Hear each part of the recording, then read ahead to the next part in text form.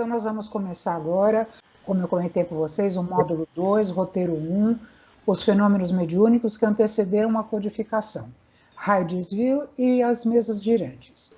Então vocês vejam que na primeira aula nós falamos sobre o contexto da Europa quando a doutrina surgiu, né? Que é justamente isso tudo que nós vamos falar agora, como é que surgiu a doutrina. Na segunda aula nós tivemos sobre o conceito da doutrina, o objetivo da doutrina, e agora então a gente vai falar de fato como tudo começou, tá bom? Então vamos lá.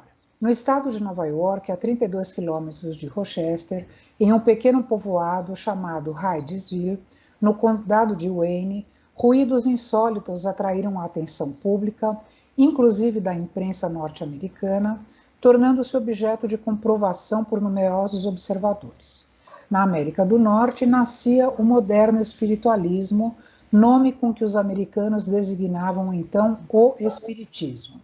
Por que eles chamavam de novo moderno espiritualismo? Porque eles ainda não tinham noção do espiritismo. O espiritismo estava, de fato, começando a surgir exatamente naquela época. Como eu comentei com vocês na primeira aula, nos Estados Unidos já haviam muitas publicações espiritualistas, várias publicações, e na Europa ainda não tinha nada. Então nós vamos ver o que esse fato ocorrido aqui aqui é o que eu falo, né, nos Estados Unidos, repercutiu lá na Europa, que foi aí, chamou a atenção de Kardec, ok? Então vamos lá, então só para situar vocês aqui, né, aqui é Nova York, e aqui esse pequeno povoado aqui, que foi nessa cabana onde tudo aconteceu. Então vamos lá, onde tudo começou.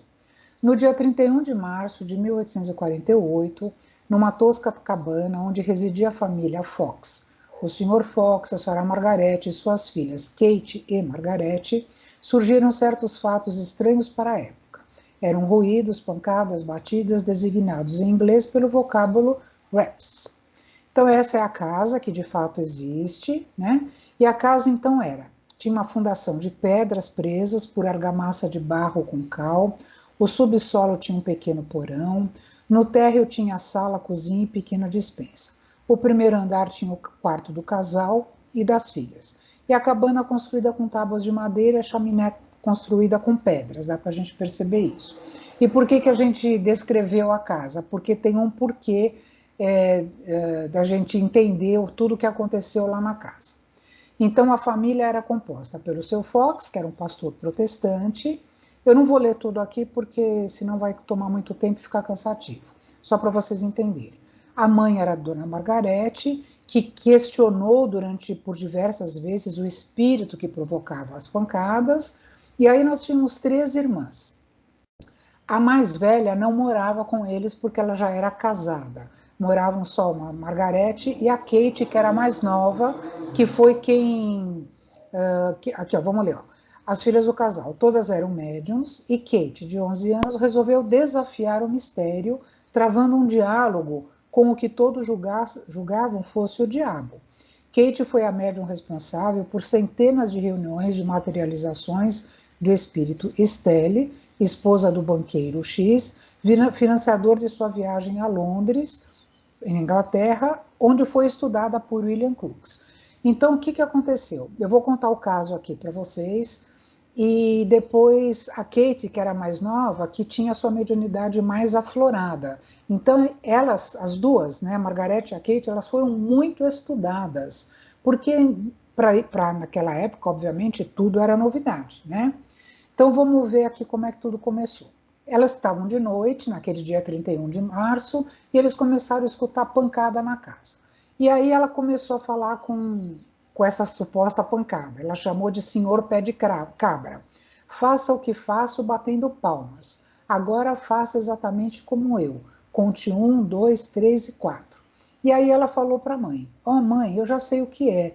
Amanhã é dia 1º de abril e alguém quer nos fazer uma brincadeira. Porque todos sabemos que dia 1º de abril é dia da mentira. E aí, como é que aconteceu essa história? Elas começaram a ouvir pancadas, obviamente eles se assustaram, porque era de noite, acharam que podia ser rato ali andando pela casa, E aí a menina teve essa ideia, que nós sabemos também que não veio por acaso essa ideia para ela. Obviamente que ela foi inspirada a conversar com esse senhor pé de cabra e fazer e travar um diálogo com ele relacionado com as letras do alfabeto. Então, imaginem quanto tempo demorava para ele se comunicar. Mas, enfim, era o jeito que tinha. Então, o que acontece? Se ele desse uma pancada, era o A. Se ele desse duas pancadas, era o B. E assim por diante. E aí, então, ela perguntou quem era ele, o que acontecia, o que estava acontecendo ali dentro e o motivo dele estar fazendo isso. E aí ele explicou e contou a seguinte história, que ele era um caixeiro viajante, e que ele passou nessa casa antes da família Fox morar. Então tinha um outro casal que morava nessa casa, e esse casal morava o casal e morava uma empregada. E quando esse caixeiro viajante, que chamava Carlos Rosna, bateu na porta oferecendo os produtos que ele vendia, os caixeiros viajantes perguntaram se ele não queria. Os proprietários da casa perguntaram se ele não queria dormir lá, passar a noite lá, mas já com segundas intenções. Aí eles pediram para que a empregada fosse para a casa dela, para que cedesse a cama dela para aquele homem. E aí, só o que acontece? Eles mataram esse caixeiro viajante, enterraram o corpo dele nas fundações da casa, por isso que eu comentei que era importante a gente saber, e inclusive a maleta dele também, roubaram as coisas dele, que estavam os pertences dele, e enterraram tudo. E aí venderam a casa e logo depois então veio a família Fox e comprou a casa e estava lá morando. E aí o espírito desse caixeiro viajante então resolveu contar essa história, né? Então aqui, ó, estava pois descoberta a telegrafia espiritual, que foi o processo adotado posteriormente na fase das mesas girantes, que nós vamos chegar lá ainda, tá? Aqui nós estamos vendo tudo no começo. Então, olha, o Charles Rosman, mascate que foi morto pelo Sr. Bell, primeiro morador da cabana de madeira, informou pelo código das pancadas ser um espírito e que tinha sido assassinado naquela casa. Ele disse também o nome do antigo inquilino que o matara e depois o enterrara na adega a 10 pés de profundidade. Aí a gente vê aqui, olha, a caixa dele, né? Ele era um caixeiro viajante, então foi encontrada a caixa dele e aqui os esqueletos, o esqueleto dele, os ossos dele, que foram encontrados depois de muitos anos. A gente acha que 90 e poucos anos que foi encontrado depois, tá? Então aqui, ó, como pode ver-se, há 56 anos depois, em 22 de novembro de 1904, data do encontro do esqueleto do mascate, parece não haver dúvida de que foram confirmadas as informações obtidas em 1848 a respeito do crime ocorrido naquela casa. Então vocês veem, se não fossem essas pancadas, isso tudo ia passar batido, né? Batido que eu falo, não o rap, né? Mas ia passar incólume isso, porque a família Fox jamais ia se dar conta de que algo tivesse acontecido nesses termos lá dentro da casa deles, né? E aí a gente vê que hoje tem um memorial que foi construído, aqui a gente vê na figura de baixo o memorial, né, por dentro, e aqui as pedras, justamente o contorno de toda a casa onde a família Fox morava, tá? E aí o que acontece? Isso daí, obviamente, alardeou, né? Todo mundo queria conversar com as irmãs Fox e queria saber o que tinha acontecido. Então, o que aconteceu? Os fatos, a partir do primeiro diálogo do espírito com a senhora Fox, ocorrido no dia 31 de março, empolgaram a população do lugar, ocasionando depois as primeiras demonstrações públicas realizadas em Rochester, no Corinthian Hall, do que resultou a formação do primeiro núcleo de estudos dos fatos espíritas, tá? Então, aqui a gente vê uma foto dessa arena, digamos assim, né, que era o Corinthian Hall, que era uma casa lá de Rochester, e aqui por dentro da casa, né, onde as irmãs Fox foram muito estudadas, mas muito estudadas. Elas passaram por muitos constrangimentos, inclusive, porque elas tinham os seus pés amarrados, as suas mãos amarradas, as suas vestes todas checadas, né, por outras mulheres, para saber se elas não estavam fraudando alguma coisa, né? Então, assim, de fato, essas irmãs Fox, elas foram usadas entre aspas, né? Mas vamos usar esse termo, mas eu vou pôr entre aspas, porque elas isso, os espíritos não usaram isso de má fé, né? Foi para que chamasse a atenção da população. Então foi o que eu talvez já tenha comentado na primeira aula. Por que aconteceu todos esses fenômenos espíritas do começo, que nós vamos ver ainda muita coisa nessa aula, para chamar a atenção da população. Em que época foi? Aquela que nós vimos na primeira aula, justamente onde a população estava mais amadurecida para poder começar a estudar as coisas espirituais.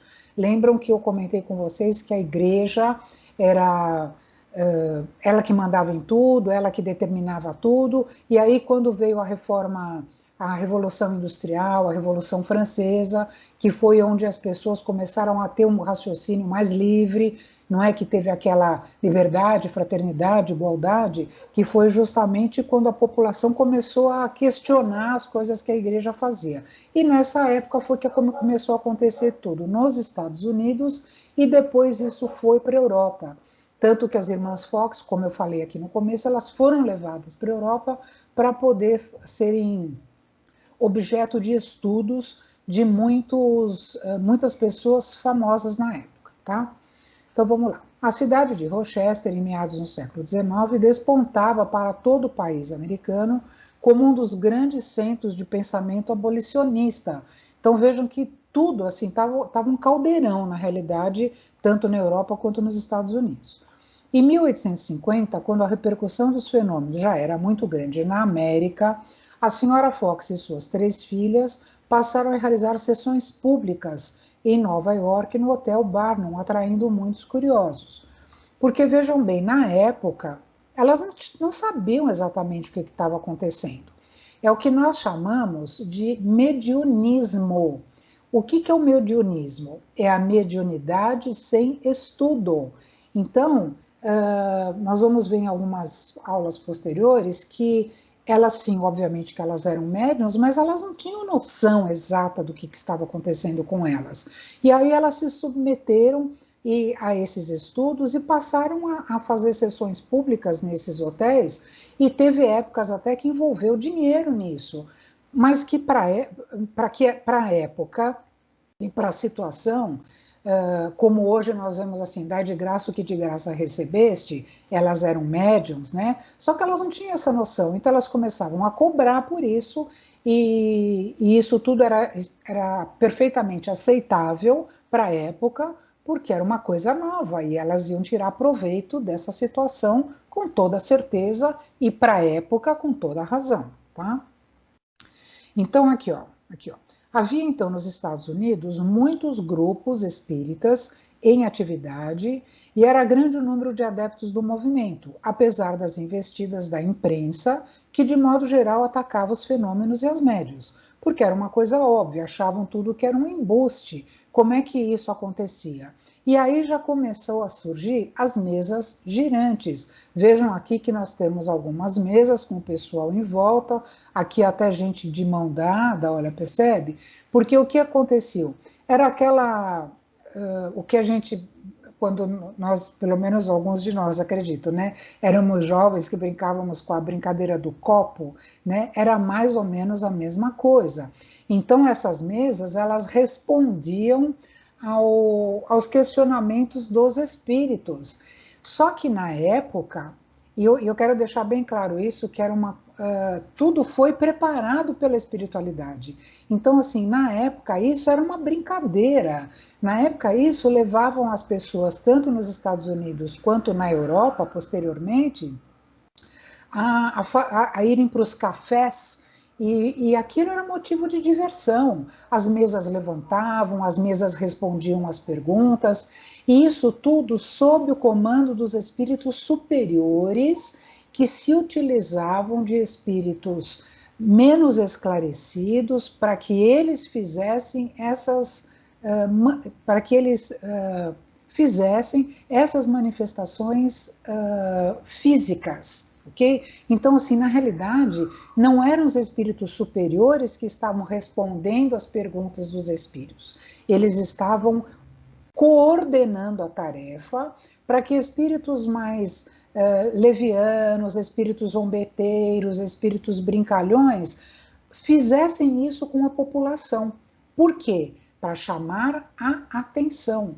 Porque, vejam bem, vocês imaginam se Kardec tivesse já, de repente, codificado a doutrina do nada. Assim, ele virou e falou, agora eu vou falar com os espíritos e vou fazer 1000 e tantas perguntas para eles, como foi o que surgiu o Livro dos Espíritos, e aí, de repente, surgia a doutrina espírita. Claro que isso não vingaria, mesmo naquela época. Então, isso tudo foi uma forma de chamar a atenção da população para o que estava acontecendo. Que raio é essa dessas mesas se levarem no ar, projetando alguma coisa antigravidade? Que coisa estranha isso para acontecer, para que chamassem a atenção das pessoas mais estudiosas. E aí nós vamos ver alguns aqui, ó. Então, esse cidadão aqui, John Worth Edmonds, era um jurista norte-americano, presidente da Suprema Corte, lá dos Estados Unidos, né, de Nova York, um dos homens mais respeitados dos Estados Unidos. Tratava-se de uma pessoa notória e de reconhecido senso crítico. Vale ressaltar que era um materialista convicto e que sempre desdenhara os prováveis contatos com o mundo dos espíritos. Porém, com a divulgação dessas experiências e a seguir seu interesse pelo assunto e sua conversão, pasmaram os norte-americanos quando aumentou ainda mais o interesse pelas manifestações. Então agora já tinham homens de peso, né, homens assim respeitáveis, com estudo, que estavam estudando isso e queriam saber de onde vinham. E aí isso, como eu falei, chegou na Europa. E aí a notícia chegou onde iria despertar as consciências e preparar conjuntamente com os fenômenos das mesas girantes o advento da doutrina espírita. Tudo isso vocês lembrem da primeira aula, tudo aconteceu na mesma época. Alguns dos nomes famosos que se dedicaram à investigação do espiritismo. Então nós tivemos físicos, astrônomos, naturalistas, criminologistas e homens de peso, pessoas que, se a gente for levantar aqui a biografia deles, gente que depois se rendeu, né, digamos assim, ao espiritismo, comprovando por A mais B que os fenômenos de fato eram verdadeiros. E sociedades científicas de diversos países criadas especificamente para esse fim. Aí nós temos aqui o Sr. William Crookes, que foi esse que eu falei aqui, que era um físico, ó. Ele era um grande cientista vitoriano, o maior pesquisador dos fatos mediúnicos. E aqui ele estudou os fenômenos de materialização junto com o espírito Kate King e durante 10 anos os fenômenos provocados pelas irmãs Fox, que, como eu comentei com vocês, elas foram levadas para a Europa. Aqui, olha, nessa foto vocês veem a médium, que é a Florence Cook, e ela materializando o espírito da Kate King, tá? Então aqui elas são fotografadas juntas, demonstrando que são duas entidades separadas. E aqui nós temos a foto da Florence Cook, que era a grande médium inglesa, e aqui a foto da Kate King materializada. E aqui dá para perceber, quer dizer, não dá para perceber, mas nas leituras que a gente faz, eles comentam que, por exemplo, a cor de pele era diferente das duas, que aqui dá para perceber o formato do rosto, que não é a mesma pessoa, tá? Então a gente vê que isso tudo foi muito estudado, e isso daqui foi uma sessão de materialização, que nós vamos estudar um pouquinho mais isso para frente, que é uma ectoplasma, são energias condensadas que saem a partir dos orifícios, boca, nariz, ouvido, de um médium, tá? Tem que ter um médium uma pessoa encarnada para produzir a materialização, tá? Então aqui, ó, na primavera de 1873, muitas sessões se realizaram com o fito de obterem fotografias de Kate King. E aqui fala, uma das 40 fotografias do espírito materializado, tendo ao lado o Dr. Gully, ou Gilly, sei lá, cirurgião, que a examinou anatomicamente. Essa fotografia foi tirada por Sir William Crookes, usando a luz elétrica. Tá?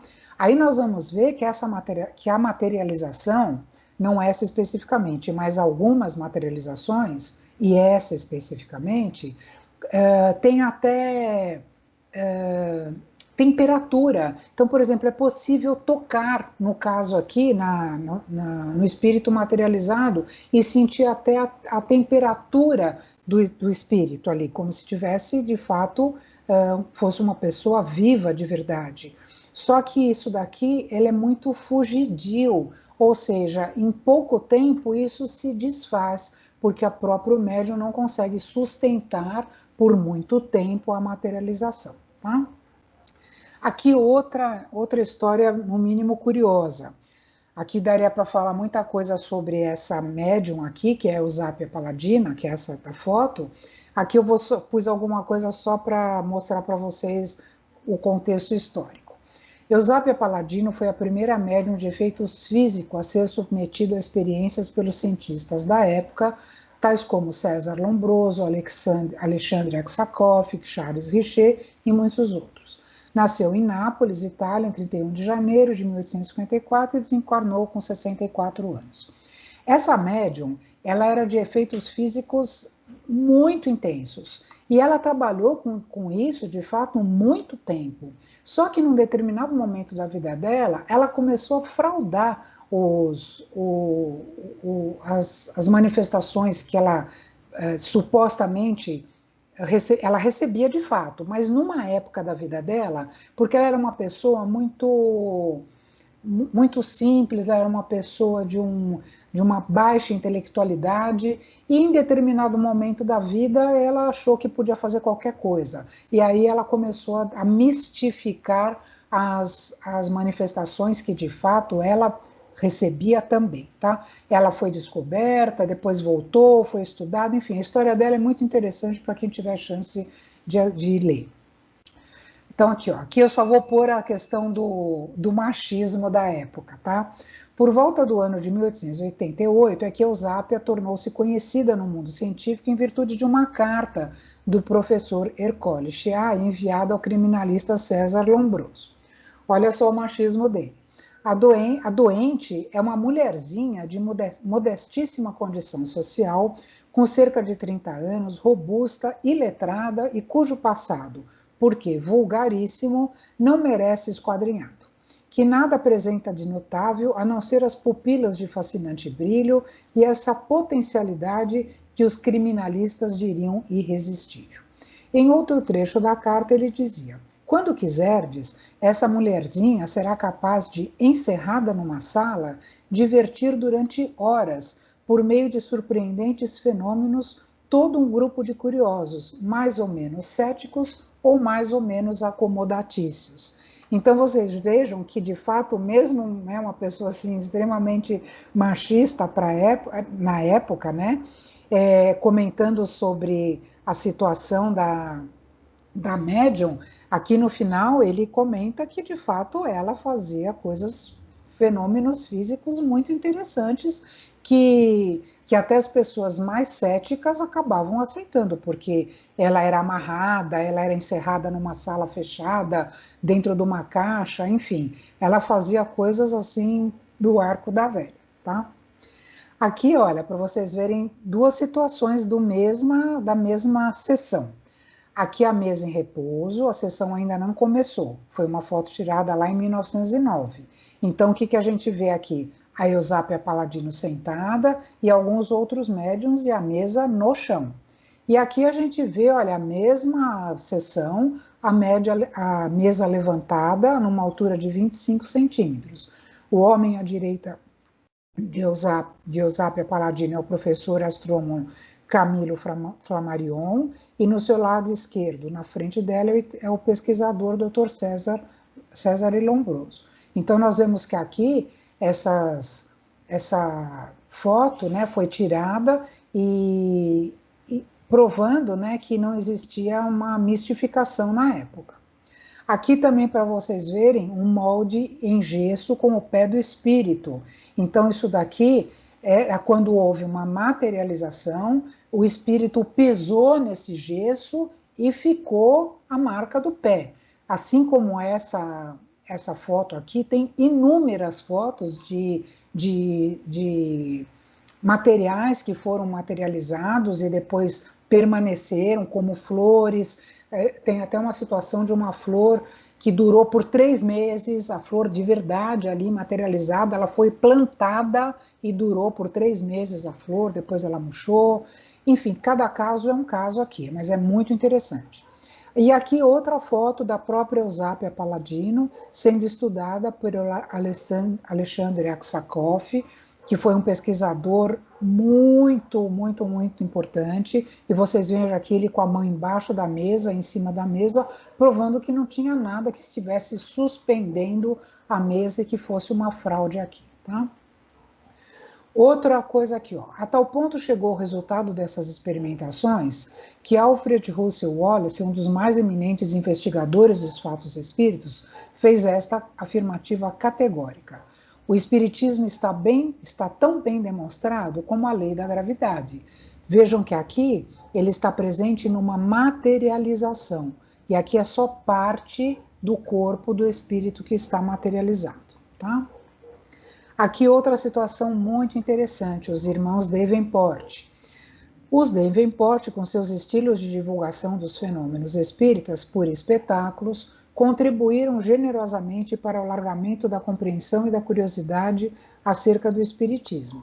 Se apresentaram na Inglaterra, Hamburgo, em várias cidades. O que eles faziam aqui? Aqui era um folder, né, digamos assim, um pôster do que eles faziam para chamar a atenção das pessoas para irem ver os espetáculos deles.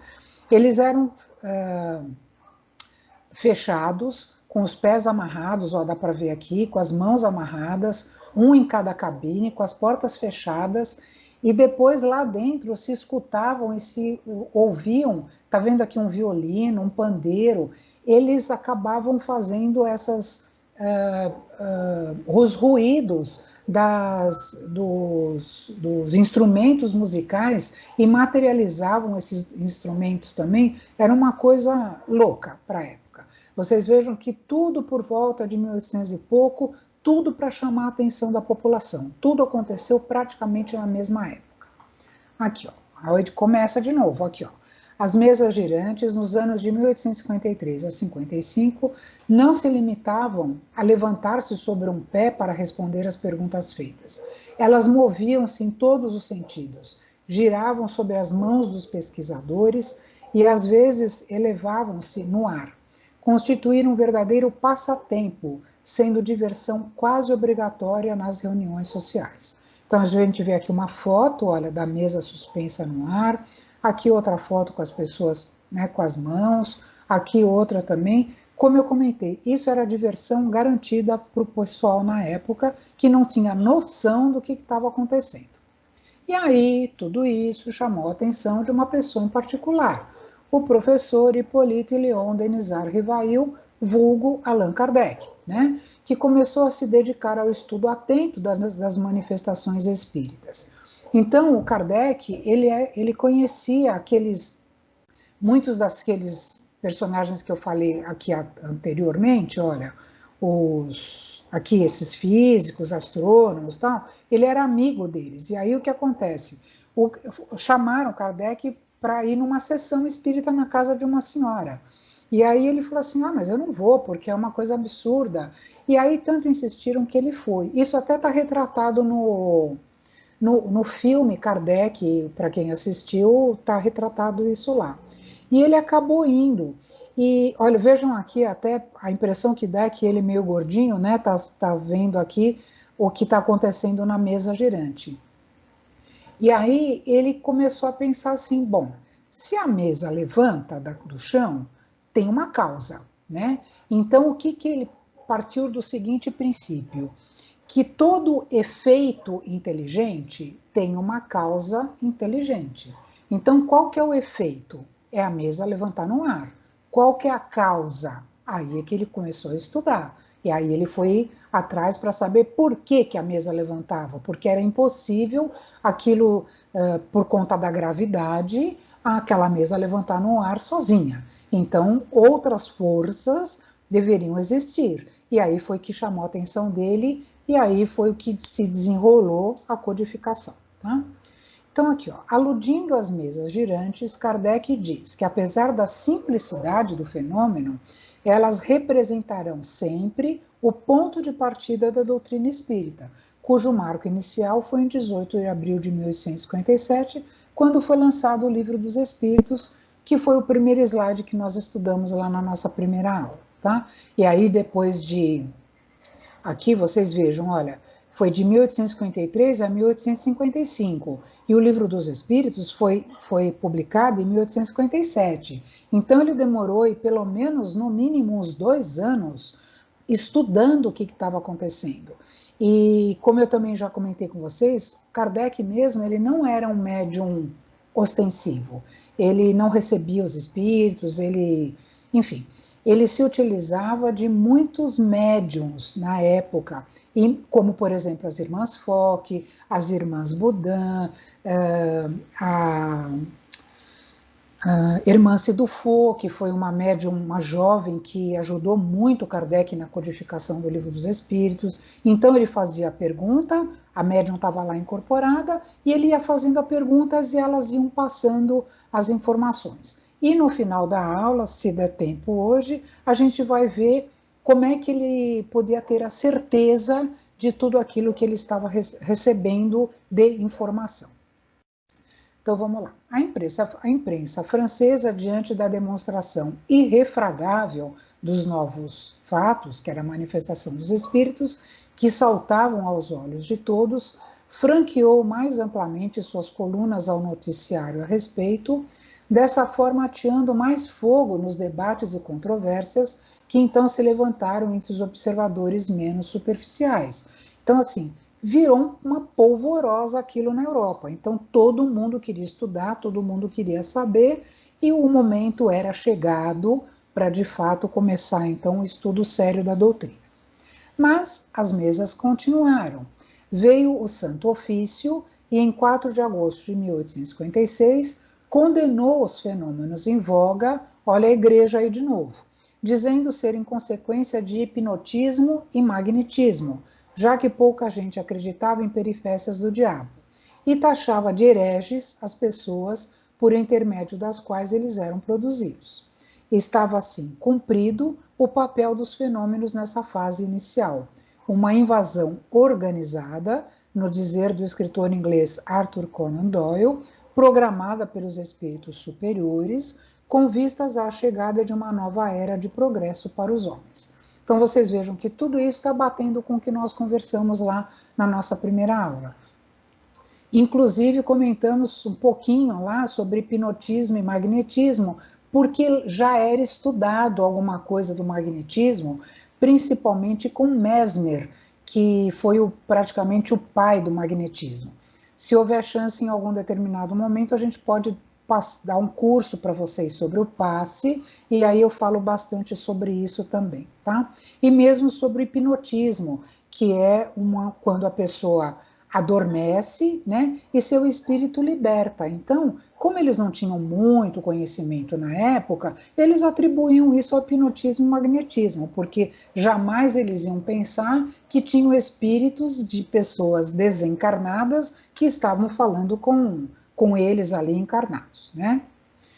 E aí, como não podia deixar de ser na imprensa, né, aconteciam as anedotas e as charges. Então, por exemplo, nos jornais dizia o seguinte: dissestes que a vossa cozinheira vos furtou, mas e as provas? Senhor comissário, eis a mesa da cozinha que está pronta para depor por escrito, né? Porque aquilo virou um motivo de piada, com certeza.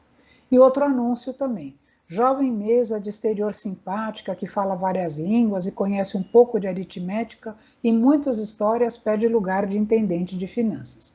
Então a gente vê que sempre houve a quem desacreditasse ou quem fizesse pouco daquilo que estava acontecendo, né? E após a fase das mesas que giravam e respondiam às perguntas através de pancadas previamente convencionadas, surgiu a psicografia indireta, em que o médium utilizava um lápis preso a uma mesinha ou uma prancheta para escrever.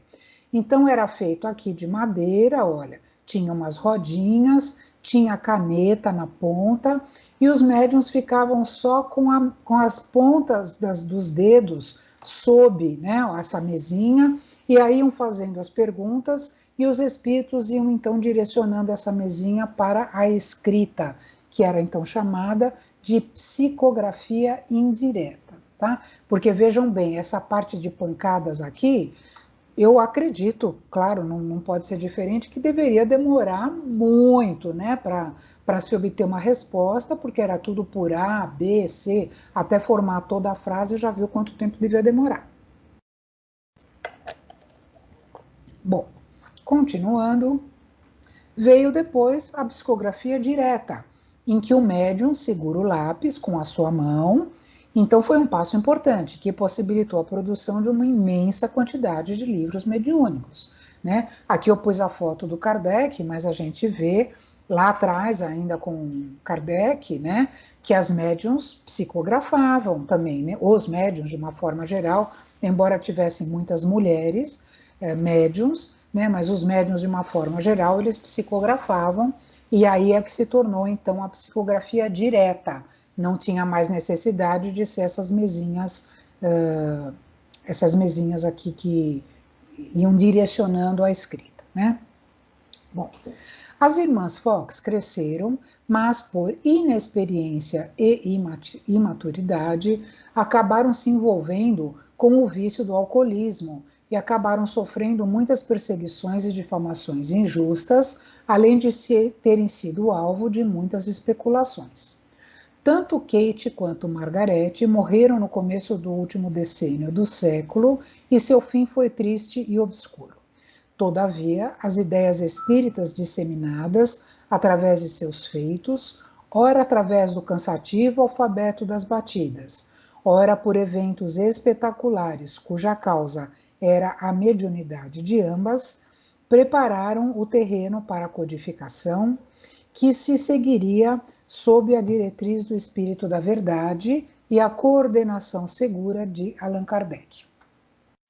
Aqui eu acho que vale a pena a gente conversar sobre alguns aspectos. Primeiro, alguns de vocês podem estar pensando assim: puxa vida, as irmãs Fox foram usadas, né, como eu até comentei no começo da aula, para poder dar todo o início da codificação espírita.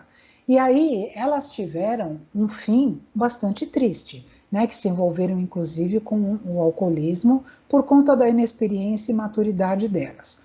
Elas cobraram por algumas espetáculos, entre aspas, que elas promoviam, e como eu comentei, isso na época era perfeitamente normal e cabível, porque elas também não sabiam o que estava acontecendo.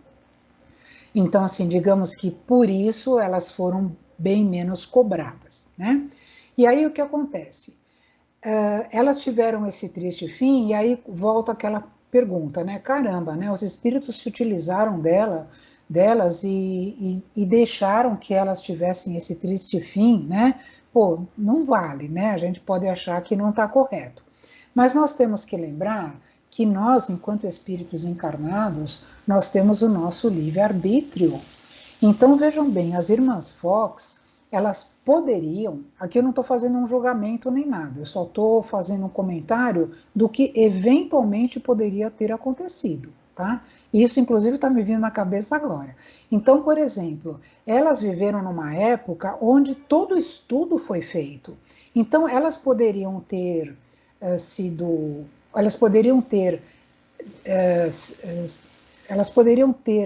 se direcionado por conta da vontade própria delas, também para o estudo. Assim como Kardec se utilizou de vários médiuns ali na época, médiuns sérios, elas poderiam também ter ajudado na codificação de uma forma mais efetiva, e não só da forma ali de serem alvo das batidas, dos raps, das mesas girantes e alvo de estudos e tudo mais. Percebe? Então, assim, elas enveredaram pelo alcoolismo, por exemplo, por conta do livre-arbítrio delas. Tá? Então, isso é uma posição que eu, particularmente, acabo assim fazendo uma análise bem de fora, né, de tudo que pode ter acontecido. Tá?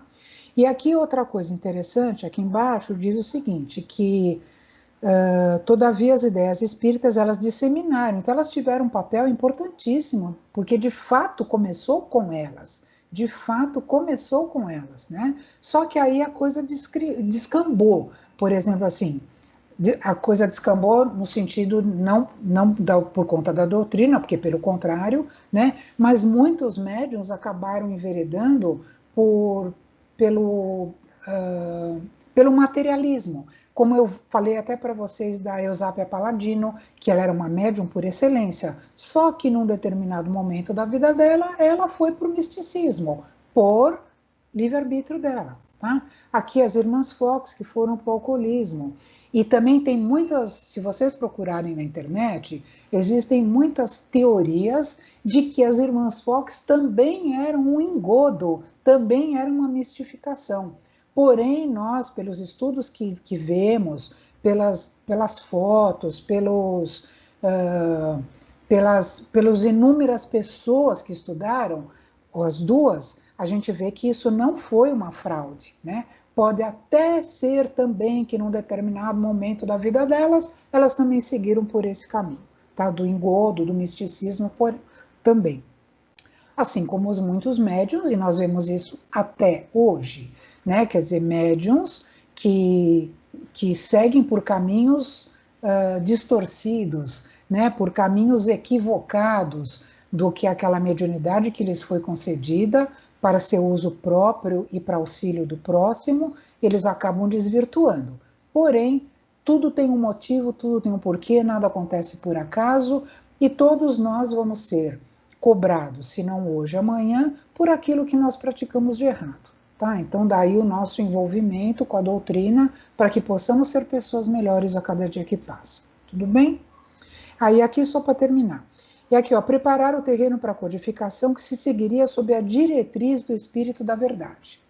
Aqui é outra coisa bastante interessante, que eu acabo falando. Bom, se eu não conseguir terminar a aula hoje, paciência, a gente termina semana que vem. Mas eu acho interessante a gente conversar sobre o Espírito da Verdade. O que é isso? Se nós pegarmos o nosso Evangelho, o Evangelho segundo o Espiritismo, no capítulo 6, o Cristo Consolador, que vem logo, obviamente, depois do capítulo 5, né, que é Bem-aventurados aflitos, existem assim duas correlações interessantes nesses dois capítulos. O capítulo 5, que é o Bem-aventurados aflitos, é o maior capítulo do nosso Evangelho. Eu, a semana passada, comentei com vocês sobre a ordem dos capítulos, né? Então, começam aí as bem-aventuranças. E eu sempre brinco, não sei por que é o maior capítulo, as aflições, né? Por que será, né? Então, assim, é o maior capítulo que tem. E depois, no capítulo 6, quem que vem? O menor capítulo do Evangelho, tem 2 páginas, que é quem? O Cristo Consolador. Quem é o Cristo Consolador para nós? É a doutrina espírita. E lá no capítulo 6, no Evangelho, tem muito, nas instruções dos Espíritos, tem muitos trechos assinados pelo Espírito da Verdade. E a gente lendo isso lá, tudo nos remete que o Espírito da Verdade seja Jesus. Tem várias coisas. Em algum momento aqui, talvez a gente converse sobre isso e eu posso mostrar isso para vocês, ou quem tiver curiosidade, procura. Então, parece que o Espírito da Verdade é Jesus. Em determinar isso, ponto. Em outra situação, no Livro dos Espíritos, no finalzinho da introdução, ou dos prolegômenos, se não me engano, na última linha, diz lá que tudo que está escrito ali também no Livro dos Espíritos foi assinado por Santo Agostinho, por São Luís, por fulano, por Beltrano, por vários espíritos superiores e pelo Espírito de verdade. Então, assim, a gente pode ter aqui duas interpretações sobre o Espírito da verdade e na realidade, nenhuma diminui a outra e também, para mim, particularmente, isso é o de menos. O que importa é o teor daquilo que nós estamos recebendo.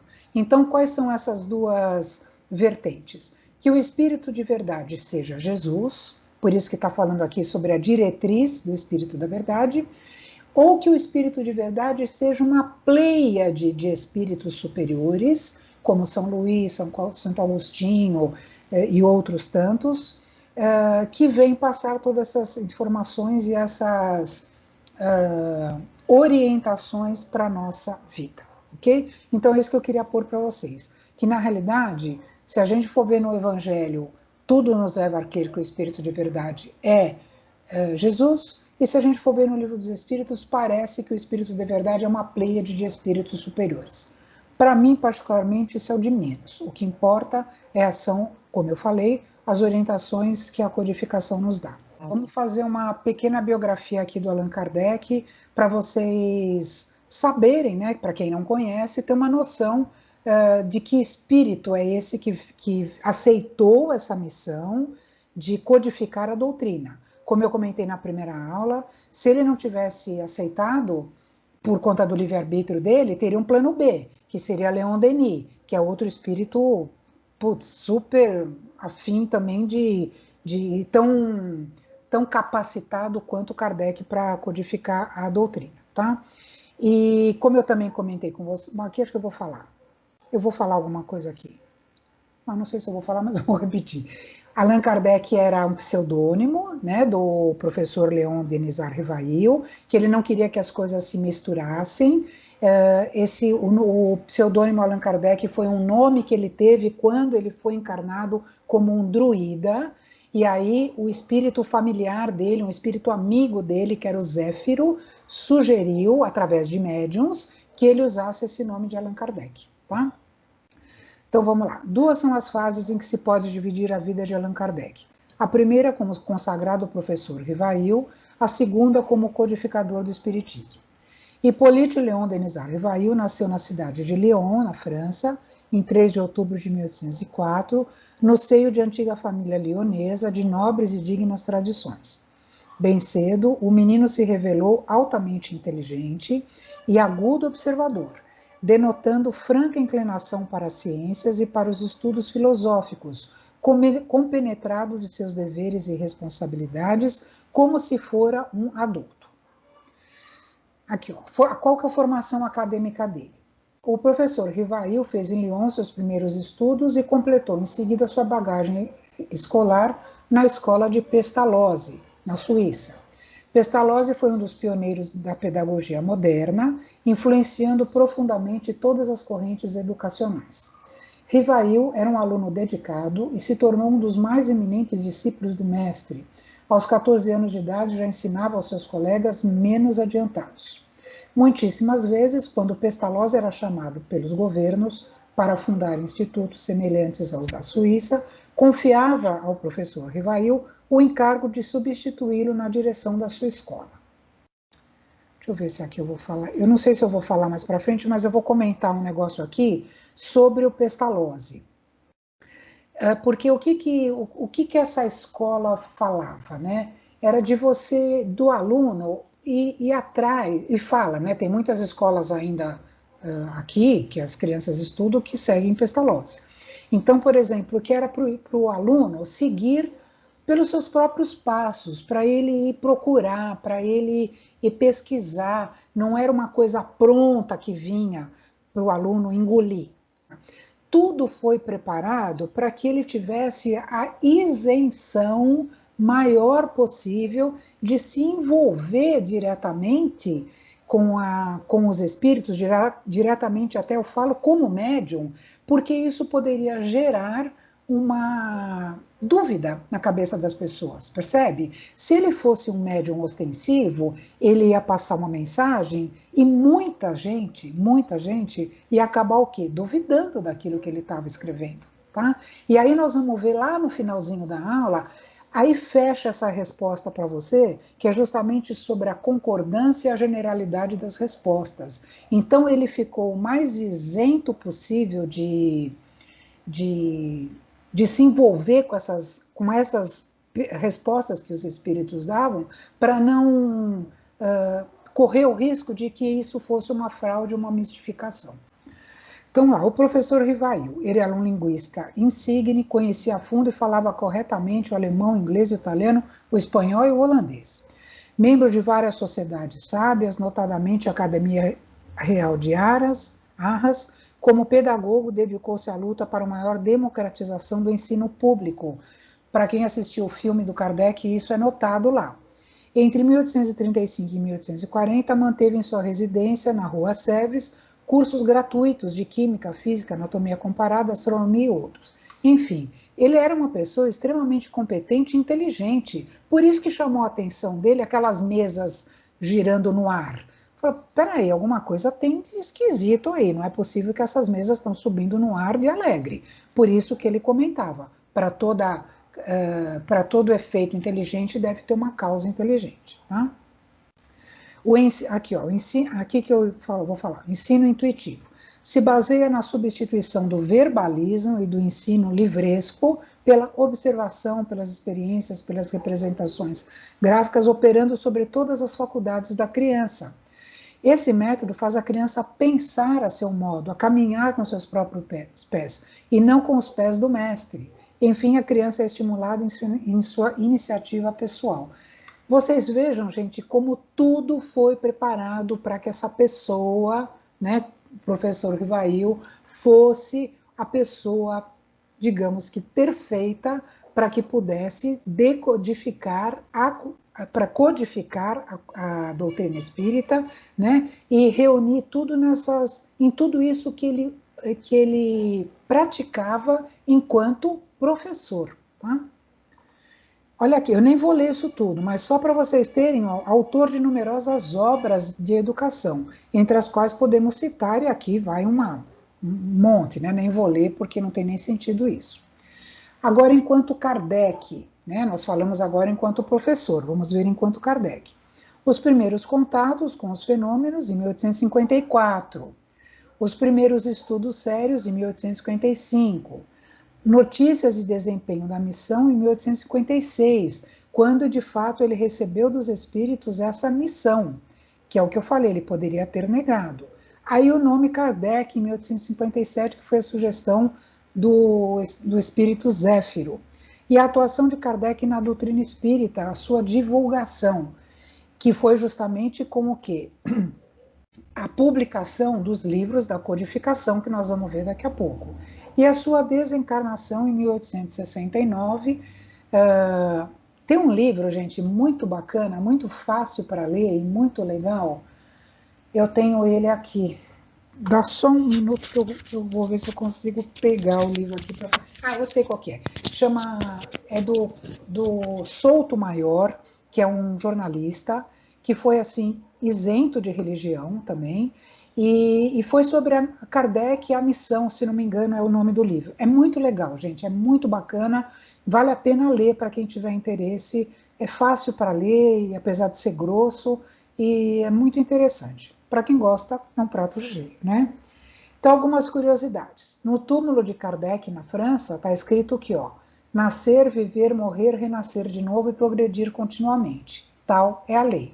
Então, assim, essa lápide foi construída em francês, exatamente.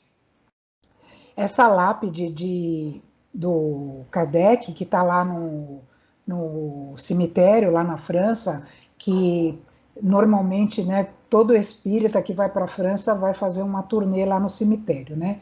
Então, assim, tem o busto de Kardec lá dentro, e ela é essa pedra de, acho que 6 toneladas de pedra, né, claro, ela está sobre três lápides aqui, ó, uma, a segunda e a terceira aqui atrás.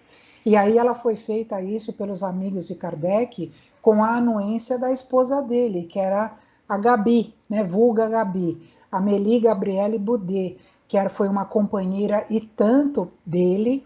Ela era 9 anos mais velha que ele, e ela estava junto com ele, aquele tamo junto, assim, direto, tanto que quando ele morreu, ela continuou com os estudos da Sociedade Parisiense de Estudos Espíritas, e aí houve algumas intercorrências aí no meio, e ela acabou sendo afastada por um secretário, mas aí é outra história, tá? Que aí desvirtua um pouco esse estudo das sociedades, e numa outra oportunidade eu converso isso com vocês também. Mas era uma pessoa fantástica e que ajudou demais o Kardec na sua missão. Tá? Para quem assistiu o filme, também isso está falado lá. E aqui um dos dizeres do Kardec.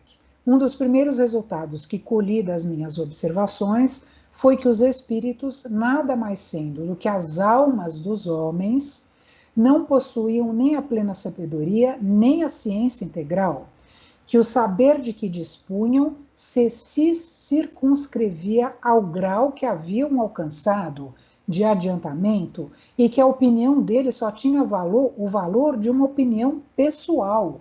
Reconhecida desde o princípio, esta verdade me preservou do grave escolho de crer na infabilidade dos espíritos e me impediu de formular teorias prematuras. Então, veja bem, ele ficou isento, ele ficou de fora, vendo que os espíritos falavam, né?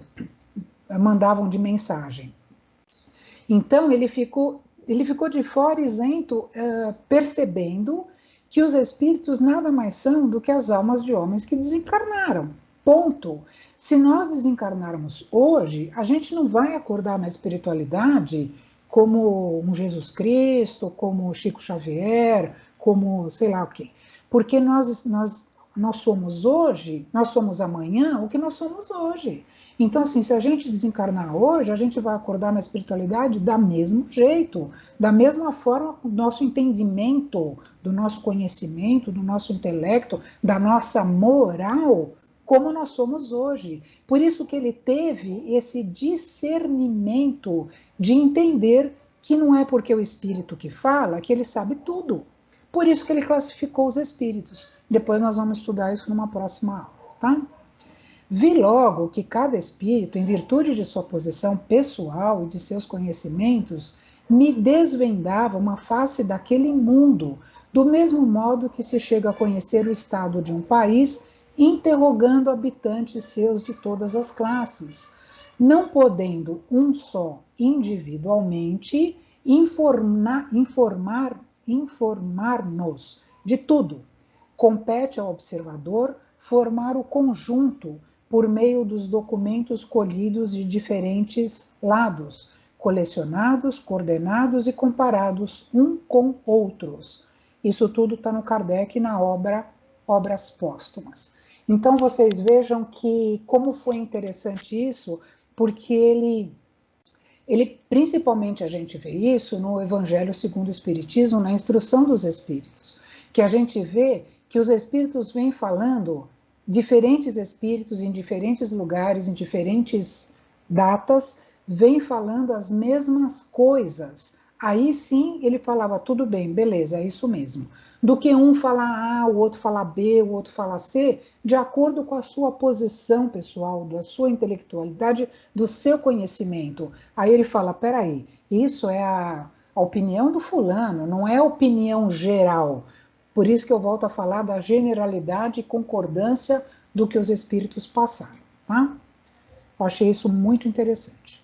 Aí aqui tem Kardec as obras espíritas. Então aqui nós temos o primeiro lançamento, o Livro dos Espíritos, a Revista Espírita, que foi aqui que a gente falou lá que foram 12 anos de revista que teve. O que é o Espiritismo, o Livro dos Médiuns, o Evangelho, o Céu e o Inferno e a Gênese, e depois Obras Póstumas, tá? Agora vamos para o roteiro 3 e 4. Dois importantes critérios, igualmente tomados à metodologia científica, foram adotados por Kardec na difícil tarefa de reunir informações para a elaboração da doutrina espírita: a generalidade ou universalidade e a concordância do ensino dos espíritos. Esses critérios, com o suporte da razão, do bom senso e da lógica rigorosa, emprestam à doutrina espírita força e autoridade, como podemos constatar na introdução do Evangelho segundo o Espiritismo. Então, aqui, o que está escrito lá na introdução? Presta atenção. O que é a generalidade? Não será a opinião de um homem que se aliarão os outros, mas a voz unânime dos espíritos. Não será um homem, como não será qualquer outro, que fundará a ortodoxia espírita. Tampouco será um espírito que se venha impor a quem quer que seja. Será a universalidade dos espíritos que se comunicam em toda a terra por ordem de Deus. Olha que interessante, olha a isenção dele, olha o critério dele, o bom senso e a razão. Não foi um espírito que falou, vários falaram ao mesmo tempo, em tempos diferentes, em lugares diferentes, e aí sim é que ele falou, beleza, agora sim eu estou acreditando naquilo que eu estou perguntando, tá? Nas respostas, né, que estão chegando. Conclusão: da observação de muitos exemplos diferentes, os cientistas podem tirar uma conclusão geral. E aí nós temos a concordância. Aquilo foi a generalidade, agora a concordância. Opa! Uma só garantia séria existe para o ensino dos espíritos: a concordância que haja entre as revelações que eles façam espontaneamente, servindo-se de grande número de médiuns estranhos uns aos outros e em vários lugares.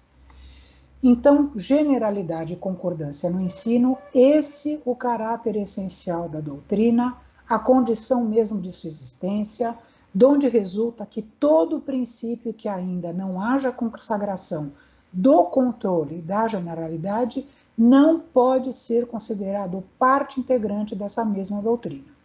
Gente, eu acredito que com tudo isso que eu estou falando aqui, aliás, que eu só estou lendo, né? Com tudo isso que o Evangelho nos passa, não tem como duvidar da isenção e da seriedade de Kardec na codificação da doutrina. Percebe? Então, assim, foram muitos estudos que ele fez, né, para poder chegar à conclusão que ele chegou nas obras que ele publicou. O Livro dos Espíritos foi o primeiro. Por quê? Porque ele diz quem sou, né? Então tem a introdução, mais a Gênese, mais o Livro dos Médiuns, mais o Evangelho, mais o Céu e o Inferno. Então o que acontece? O Livro dos Espíritos deu a origem para todos os outros livros. E aqui, por exemplo, a Gênese é de onde eu vim. O Evangelho, por que eu sofro? Eu não falei para vocês que o capítulo 5 é o maior do Evangelho, Bem-aventurados aflitos? Depois, ali, ó, o Livro dos Médiuns, o que sinto é a experimentação da mediunidade. E aqui o céu e o inferno, para onde eu vou? Então, tudo isso aqui do Livro dos Espíritos derivou todos os outros. Olha só aqui, rapidamente, eu passar para vocês, desde o Livro dos Espíritos, 1857, aí a Revista Espírita, que foram os 12 anos de Revista Espírita, depois veio lá, o que é o Espiritismo, por que ele escreveu o que é o Espiritismo depois do Livro dos Espíritos? Que foi a pergunta, talvez, não, você falou do Evangelho, né? Porque o Evangelho tem a parte moral, entendeu? E aí, primeiro a gente precisava saber quem nós somos, de onde a gente veio, para onde a gente vai, né? O que eu estou fazendo aqui? Para ir ver, então, desenvolver a nossa moralidade, tá? E aí foi aqui, tem uma retrospectiva aqui de todos os livros que ele fez. Então, veja bem, ó, o Livro dos Espíritos, o núcleo central, causas primárias e o mundo dos espíritos. Aí deu aqui, ó, o start para as leis morais, para esperanças e consolações, para as causas primárias. Aqui, olha, o Evangelho, aqui, ó, leis morais, deu a base para a construção do Evangelho. As causas primárias, o mundo dos espíritos e as leis morais também deram base para a construção da Gênese. Então, por isso que das 1000 perguntas que Kardec fez aos espíritos, derivou todos os outros livros. Tá? E aqui eu vou falar rapidamente, acho que dá tempo, de cada livro. Então, por exemplo, o livro dos... Porque nós vamos estudar esse ano praticamente todo o livro dos Espíritos. E na metade do ano que vem a gente vai estudar uma parte do livro dos Médiuns, tá? Então vamos lá, o livro dos Espíritos. Então, o livro dos Espíritos é dividido em 4 livros. Então, é as causas primárias, o mundo espírita, as leis morais, esperanças e consolações. Nós vamos ver tudo isso a partir da semana que vem.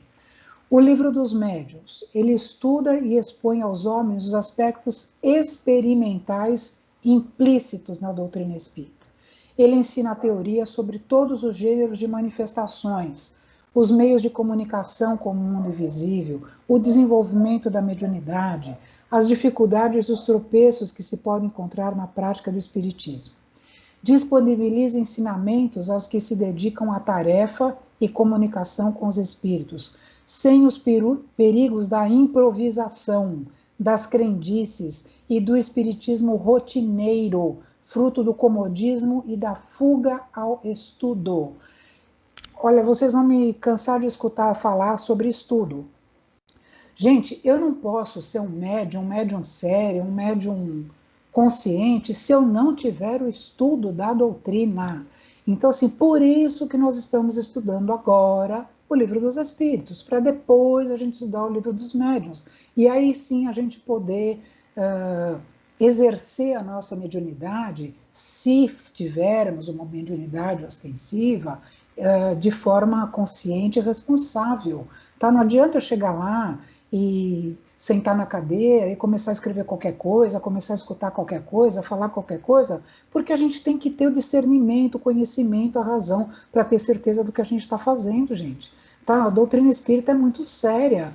As pessoas às vezes confundem que, eu falo com os espíritos, pronto, eu sou espírita, eu já sei tudo, eu já li Nosso Lar, beleza, ponto. Não é isso.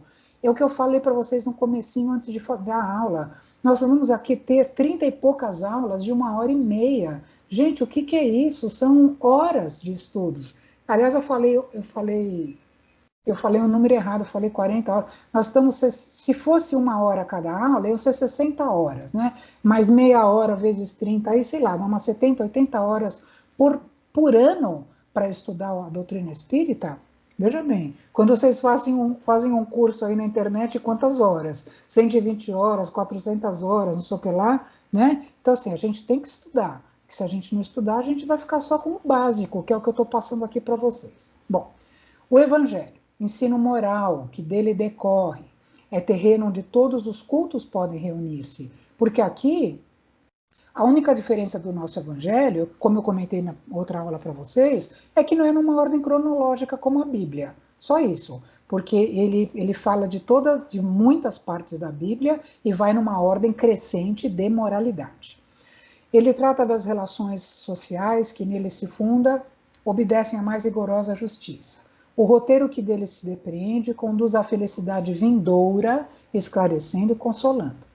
Faculta a compreensão do verdadeiro sentido dos pontos ininteligíveis dos evangelhos, da Bíblia e dos autores sacros, porque muitas vezes a gente vê lá os dogmas também da própria Igreja Católica, ou mesmo na Bíblia que a gente lê algumas coisas e acaba não entendendo. Então a gente vai destrinchando isso no Evangelho.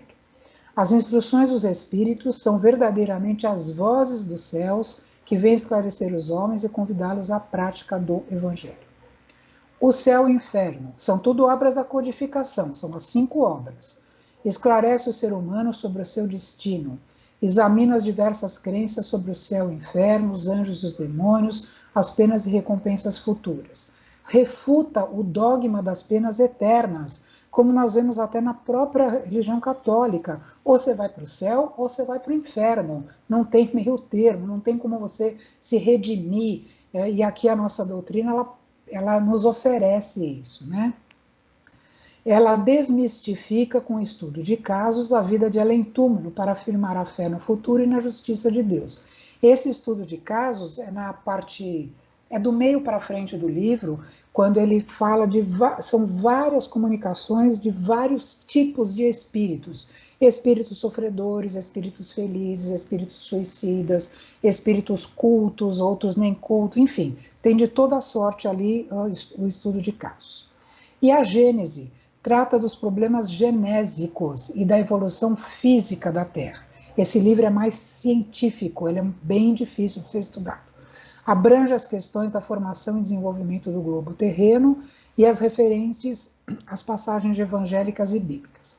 Explica à luz da razão os milagres do Evangelho, que é muito legal, gente. Eu tenho uma aula sobre isso, dos milagres do Evangelho. É muito show de bola para a gente estudar e entender o que é milagre e o que não é milagre, tá? E aqui consegui terminar a aula, o último slide, que eu nem vou ler para vocês, porque é muito grande, mas eu deixei aí para quem quiser ler depois. O que eu vou explicar para vocês aqui. Esse slide aí, para quem quiser ler, é bem interessante, porque fala sobre o que Bezerra de Menezes comentou sobre a doutrina espírita. Que a doutrina espírita ela está, entre aspas, dividida em 3 fases. Cada fase de 70 anos, que isso ele comentou na Lei Áurea, que foi quando ele publicou isso. Então, quais são as primeiras 70 aulas, os primeiros 70 anos da doutrina espírita? É quando houve as manifestações espíritas, foi essa aula toda que nós vimos agora. Então, essas manifestações espíritas, elas duraram cerca de 70 anos, para quê? Para que houvesse um despertar de consciência dos homens, né? Para chamar a atenção dos homens daquilo que estava acontecendo. Aí os outros 70 anos foi onde a doutrina espírita foi colocada na literatura. Então aí que nós vimos aquela enxurrada de livros espíritas, que haja visto o Chico Xavier, que só ele publicou 480 livros, se não me engano, fora todos aqueles que nós estudamos aqui, inclusive esses Leon Denis, o Arthur Conan Doyle, o Alexandre Aksakov, que escreveu muito sobre o animismo. Para alguma aluna minha aqui que vai estar comigo na quarta-feira, nós vamos estudar isso na quarta-feira. E assim outros expoentes da doutrina que lançaram livros importantíssimos para que a gente pudesse estudar. E aí, então, esses 70 anos foi quando foi a era, digamos, da razão, ali de colocar no papel toda a doutrina. E os últimos 70 anos da doutrina, justamente o que é? De fazer com que a doutrina passe do papel, né, do sentimento, da razão, para o coração. Então, é onde nós estamos vivendo agora. E aí é isso que Bezerra de Menezes fala, que agora nós temos que ver tudo que a gente leu, tudo que a gente estudou, tudo que a gente aprendeu, todos os cursos que nós fizemos, nós temos que colocar em prática. Básico assim. Né? Então, assim, a doutrina é difícil? É difícil. É complicado a gente fazer a nossa reforma íntima? É. Eu sempre falo, Jesus nunca falou que ia ser fácil, né? Então, mas isso depende de nosso compromisso conosco mesmo. Então, é um dia de cada vez. É o que eu costumo brincar, mas falando sério, sobre aquela proposta dos alcoólicos anônimos. Só por hoje. Então, assim, é só por hoje? Eu tenho que fazer a minha parte. E amanhã, só por hoje, eu vou fazer minha parte. Depois de amanhã, só por hoje. E assim a gente vai evoluindo. Não importa se eu fizer muito pouco numa encarnação, o importante é que eu faça. Então, esses 70 últimos anos que Bezerra de Menezes falou, ele atribui que em 2067, que é o que está escrito naquele slide, é onde o Espiritismo poderia já ser uma religião, digamos que uma doutrina universal. Eu, particularmente, acho um pouco longe ainda, porque assim, nós estamos em 2020, faltam 40 e tantos anos para o que ele comentou. Nós, pelo censo que nós vamos ver aí em umas próximas aulas, nós temos só 3% de espíritas aqui no Brasil, por exemplo, tá, da população. Então, assim, somos ainda muito poucos, somos alguns milhões de pessoas só, mas estamos fazendo a nossa parte. É o que eu sempre falo, se a gente joga uma pedrinha na água, ela vai se multiplicando, né? Aquelas ondinhas ao redor, né, naquela circunferência, vão se formando. É o nosso papel aqui, nós devemos ser essa pedrinha jogada na água. E aí tudo em torno nosso vai crescendo e as pessoas vão vendo as nossas modificações, vão vendo que nós estamos melhores, e, enfim. E vamos crescendo e amadurecendo e evoluindo, que é o nosso objetivo. Jesus não falou, vós sois deuses? Então, nós seremos deuses à nossa maneira, e até a perfeição relativa que nos for concedida. Tá? E só que a gente tem que fazer a nossa parte. Se a gente não fizer, ninguém vai fazer por nós. Tá bom? Então, eu vou parar a gravação. Eu vou